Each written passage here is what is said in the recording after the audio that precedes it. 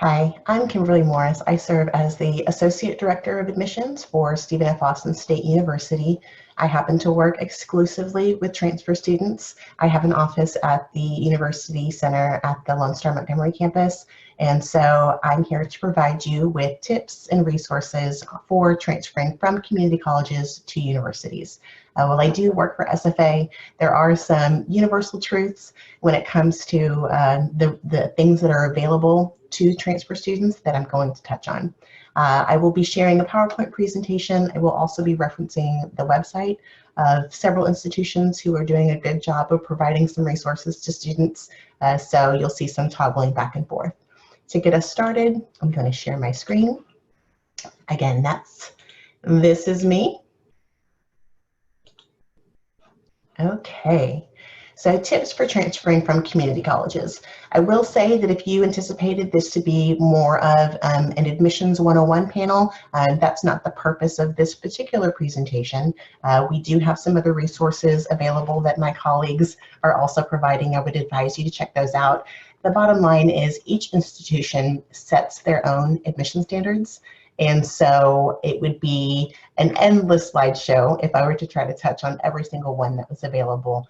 But while I don't have the specific admissions criteria for each school, I do have resources on where you might be able to find those in a really simplified format. All right, so in this presentation, we're going to talk about resources, as I mentioned, advising, guidance from your university, the Texas Common Course Numbering System, transfer planning guides or degree maps. They're called different things. What core, complete, and reverse transfer is, so that you get used to some of the language that the institutions will use and help you identify those resources for you a little bit easier. All right, to kick us off, advising at your community college. I have found that the professional advisors at the community colleges I serve are excellent resources of information. They're ultimate professionals, and they are there to assist you in getting the most out of your community college education and ultimately to have you transfer successfully, at the university that you envision yourself at. So they do some of this through the Texas Common Course Numbering System, also known as TCCNS. So essentially what has happened is the community colleges and some universities have adopted a uniform system of identifying what classes will transfer interchangeably from one institution to another, in the hopes that this process of transferring is relatively seamless. So, for instance, Accounting 2301, Principles of Accounting, is Accounting 2301, whether or not you attend Houston Community College, Lone Star College, San Jacinto, Alvin, all the way up to Collin College or Tarrant County in the Dallas-Fort Worth area, so that universities and community colleges alike do not have to do an in-depth evaluation to try to figure out what classes match to what. And it is a much more seamless process of getting the courses that you need and ensuring that they will transfer to your degree appropriately. The examples that I provided here are universal for any public institution. Private schools can opt to name things a little bit differently, but I have seen some private schools adopt this as well. So again, this is exclusive to Texas, but it's a great way to ensure that institutions are accepting credits. So when it comes to your university resources, there's so many. So you definitely don't have to do this process alone. If you're in the still searching process, the recruitment process, as we would call it, I would advise you to opt into mailing lists. Let those universities know that you're interested in them. And do this early on, much earlier than you probably anticipate. And this way, the institutions will identify your rep. They will identify who serves your particular community, or by region or by the college that you're attending, and they will provide breadcrumbs, as it were, to the things that you need to know, because you don't know what you don't know. So they will let you know, now's the time to apply, so that you've applied. Here's what you're still missing. Now that you're admitted, here's what you need to do, the steps you need to take to enroll. So opting into the mailing list is a very low risk way of letting an institution know that you're interested, and then also allowing the institution to provide services to you that you may not have known about without doing a lot of legwork on your own. So you don't completely sit back and relax, but a lot of the burden is lifted off your shoulders by more collaboration from your institution. So for instance, if an institution offers university-led information sessions, and so this could be at your college, it could be within your community. Nowadays, it could be virtually. That way you don't have to try to interpret what an institution is looking for on their admission standards or the steps to enroll. They will provide that information for you in a very concise format. So this is what we do, and we're happy to share the information and take any guesswork out of it for you. Again, connect with your university rep. So there is going to be somebody who's designated to your region or your school, and they're there to facilitate any of the questions you might have, allow you to complete the steps to enrolling, and they're there to answer any questions that you might have. And so it's a great resource that's available to you. And a lot of students are hesitant to bother us. It's no bother at all. The best part of my job is working with students. So please connect if you've got questions. And I know that I don't always have the answer, but as an institutional representative, I would know who to contact to help clear some barriers to education for you. The degree maps are fantastic. So I mentioned earlier the Texas Common Course numbering system, in which case there's pretty universal truths on what classes mean what, but it goes one step further. If you know, for instance, what institution you would like to end up at for your bachelor's degree, and you also know what your major is going to be, the universities have smartened up and provided some degree maps, and that will allow you to know every single class that you can take at the community college that will transfer in perfectly to your university and for your degree. I'm going to take it down here for just a second and show you some examples of degree maps, giving a variety of options to you. So this is one for Texas A&M, happens to be for veterinary medicine, but they have an entire list for every single degree for students that are transferring in. So I wanted to highlight a couple of things. This is for veterinary medicine, as I mentioned. All the Texas Common Course numbers are listed here, so that's what you would take at the community college, whereas how they transfer into Texas A&M is listed off to the side. So this just lets you know one for one, these are what those classes mean. A&M does a step further and provides a order where you might take this list of classes your first year in the fall semester and this list in the spring semester, and then it goes on to say what you might take your sophomore year. So that one's A&M. University of North Texas, I just grabbed digital retailing off of their website, and as I pull it up, and I'm gonna maximize it here just a little bit, same concept, so it provides first year and second year equivalents. English 1310 at UNT would be English 1301 in the Texas Common Course numbering list of options. And so that's what UNT has to offer. University of Houston, so visually it may look slightly different, but the intent and the concept is still there. The course numbers at the community college, any community college, and then how they translate over to the University of Houston. And this one happens to be a political science degree. So I grabbed a variety of things for you. This one happens to be Stephen F. Austin, my institution. And just to show you that once you get to the planning guides, they are listed for all of the available majors, and it's as easy as clicking on the link and seeing how everything transfers. So very seamless and an excellent, probably the best resource for you to follow along with. But again, you don't have to do this alone. If you're transparent with your community college advisors, they can have access to this as well. It's simply available if you click in on the websites. But your university representatives will probably guide you through this process as well.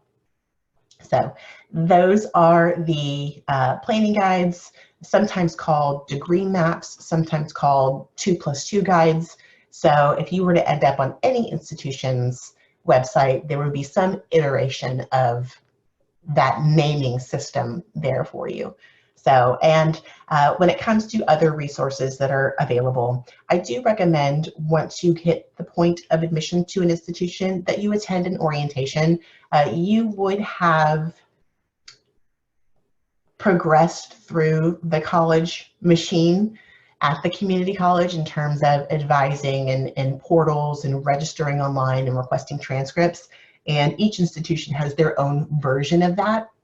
But again, orientation is really kind of to teach you how to be a student at that particular institution, how to get the most out of the resources available, etc. We work pretty well with transfer students, and we know what you need to know, even if you don't. So that is an excellent way to get connected to your campus, connected to your community, and not have any missteps. By the time you get to campus, those resources are still available to you, but you don't want to inadvertently pass up something. So another resource that would be available if you're still in the search phase, you're not quite sure, or you've been to the institution's website and you just can't find what you're looking for, theharn.org. That is a great network of university professionals that volunteer their time to provide services to our community. So while I do work for SFA, I office and I live in the Houston area. And so there's a bunch of us that get together to ensure that you're getting what you need. I wanted to show you the Harn website.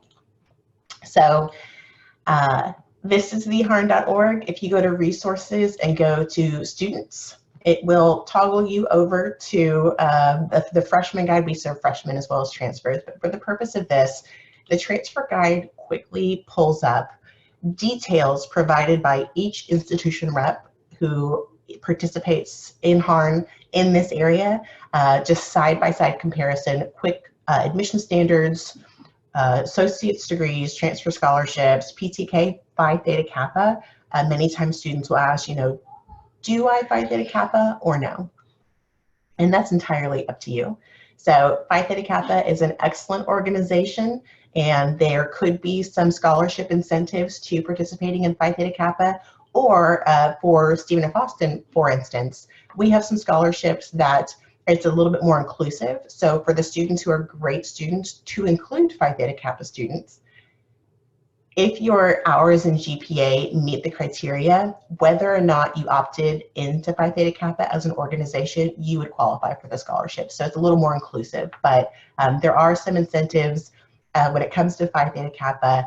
You do you, and you know, best of luck. So it's a great organization, but just because you are or not in that particular organization, there may or may not be scholarship incentives. So honors program, it directs you to the transfer website and lets you know who your rep is. So my email is provided right there for Lone Star College students, but there's some of my colleagues that serve some of the other campuses in the Houston area. So I highly recommend this particular website, but also the transfer guides, because there is so many different things available to our students. To get down to some of the language that the institutions use, I did want to let you know about core and core complete. So there is, core is often referred to as basics. The community college can offer you the first 2 years, freshman and sophomore year, and it's the universities that often offer the junior and senior year. So we offer the freshman and sophomore as well, but junior, senior classes to round out your bachelor's degree. So there is a core curriculum at every public institution in Texas, and it's pretty close. It's not always an exact match, but to clear, again, the barriers for transferring, we have been told, in order to ensure that everything transfers seamlessly, we will honor the core at any community college who has indicated that you're core complete. And by we, I mean Texas public institutions. So if you're core complete at one location, we will honor that as core complete at Stephen F. Austin, Texas State, Prairie View A&M, UTSA, etc. So there are some exceptions. Core complete does not exempt you from any additional programmatic admissions requirements or prerequisites that a program may require. So I get this a lot with nursing. If you are core complete and part of your core at Houston Community College indicated that you had taken algebra for math and physics for science, but you're pursuing a nursing degree. For some reason, the degree maps weren't known to you, you weren't quite sure or what classes you were taking, or you changed your mind and changed your major and the program that you were going to pursue before you got done, or you were so close, whatever the reason. And nursing, at least nursing at SFA, requires statistics and anatomy and physiology. So while the algebra and the physics will transfer, you would also need to take what we call leveling courses, the classes that you need to satisfy the prerequisites to get into the program or pursue that upper level class. And so for the most part, core is honored through and through. There are a few exceptions, so please check with your institution about the things that they may be asking you to take in addition, above and beyond your core curriculum. So just a few examples for you to be aware, and also really hit home on the fact that those planning guides are intended for your use and for your benefit. All right, reverse transfer is a fantastic thing that's been adopted a little more recently in the grander scheme of things. Any public institution who receives a transfer student who did not receive their associate's degree before leaving the community college is given the option to opt into reverse transfer. So you leave the community college with 30, 40, 50 hours. And when you take and receive at least 66 hours at the university cumulative, you will be given the option to send your official transcript back to your community college so that they can do an evaluation of those credits and determine if you should be awarded an associate's degree based on the things that you completed. So this is a win-win for everybody in terms of being able to get that, credential, that certificate, that mark of accomplishment, but be able to get to your university as quickly as you're prepared to. And so reverse transfers is great for the student, it's great for the community college, it's great for the university. So that is absolutely something that would be available to you. Now, I do get students that ask me, do I have to get my associate's degree before I transfer? And many times the answer is no. There is certainly the core complete elements, and again, for some students that's important, and I absolutely understand why. But students can transfer into a university with as little as 15, 20, 30, 40 hours. So it really just depends on what the admissions requirements for the institution are. I would always defer to that, but we don't require, Stephen F. Austin doesn't require an associate's degree. So if you have one, great. If you are ready to come to us before that, great. We will give you options to reverse transfer. So let's see. I think as far as tips go, that pretty much kind of rounds it out. Take advantage of your resources. Don't forget about the HARN organization. We're here to help you connect with your reps, etc. And again, I will give a nod to the other videos that are being recorded. So there's one for Admissions 101, financial aid, getting the most out of your college visit. I encourage you to check out those videos, but I hope that this has been helpful to you. It's a lot of information, so feel free to watch it again. But it's been my pleasure to serve you, and I look forward to anybody who might be ready to come to Stephen F. Austin. But if you choose to go somewhere else, best of luck to you in your future endeavors. Have a great day, and Axe and Jax.